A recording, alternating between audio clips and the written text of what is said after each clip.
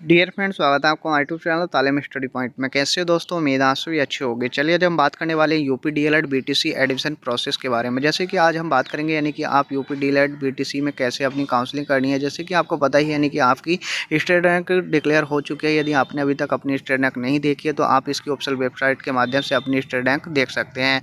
तो जैसे ही आपने देखा होगा यानी कि स्टेट रैंक देखने के बाद यानी कि कुछ अपडेट आपको देखने को मिला होगा। जैसे कि आपको पता ही यानी कि पहले जो आपकी स्टेट रैंक आने के बाद यानी कि आपकी चॉइस फिलिंग की जाती थी, बट चॉइस फिलिंग से पहले आपको यानी कि पेमेंट करना नहीं होता था। तो इस बार यानी कि आपका चॉइस फिलिंग से पहले आपको 5,000 का पेमेंट करना होगा। तो इसी के बारे में हम आपसे डिस्कस करेंगे। यदि अभी तक आपने हमारे चैनल को सब्सक्राइब नहीं किया है तो हमारे चैनल को सब्सक्राइब कर लें और बेल आइकन को प्रेस कर लें, जिससे कि नई वीडियो की नोटिफिकेशन सबसे पहले आप तक पहुंच सके। चलिए वीडियो शुरू करते हैं। जैसे कि आपने यानी कि अपनी स्टेट रैंक देख ही ली होगी। यदि अभी तक आपने अपनी स्टेट रैंक नहीं देखी है तो आपको यानी कि इसकी ऑफिशियल वेबसाइट के माध्यम से अपनी स्टेट रैंक देख लेनी चाहिए।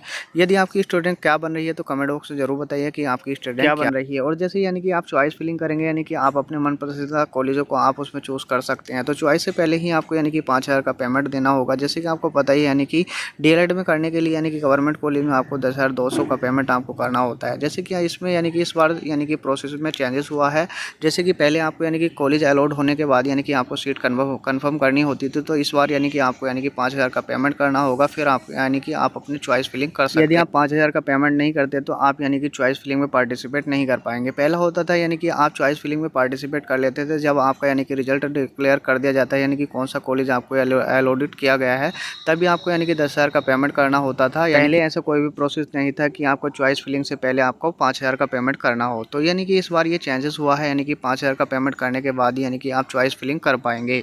अब बात करते हैं यानी कि कितनी रैंक पर आपको गवर्नमेंट कॉलेज मिलने के चांसेस हैं। जैसे कि आपको बता दूं यानी कि आप अच्छे से अपनी काउंसलिंग करते हैं तो आपको यानी कि ज़्यादा से ज़्यादा रैंक पर भी आपको यानी कि गवर्नमेंट कॉलेज मिल जाता है। बट करना क्या है यानी कि आपको एक ही कॉलेज आपको चूज़ करना होता है। यदि आप अदरवाइज़ यानी कि 10 से 5 कॉलेज आप चूज़ कर देते तो उनमें से कोई भी कॉलेज आपको यानी कि अलॉटेड कर दिया जाता है और फिर आपको यानी कि वहीं से अपना डीएलएड कंफर्म करना होता है। तो इस बात का आपको विशेष ध्यान रखना है कि आपको कम से कम अपने कॉलेज चूज़ करने हैं और आपको वही कॉलेज आपको चूज़ करने हैं जहां से आप अपना डीएलएड कर सकते हैं। क्योंकि आपको पता ही यानी कि आपका इस बार यानी कि 5,000 का पेमेंट है, ये आपका रिफंड नहीं किया जाएगा यदि आप डीएलएड भी नहीं करते हैं तब भी। तो इसलिए यानी कि इन बातों को अपने ध्यान में रखते हुए ही आपको अपनी काउंसलिंग करनी है और इसका शेड्यूल मैं आपको जारी कर दूँगा कैसे आप अपनी स्टेप बाय स्टेप अपनी काउंसलिंग कर सकते हैं।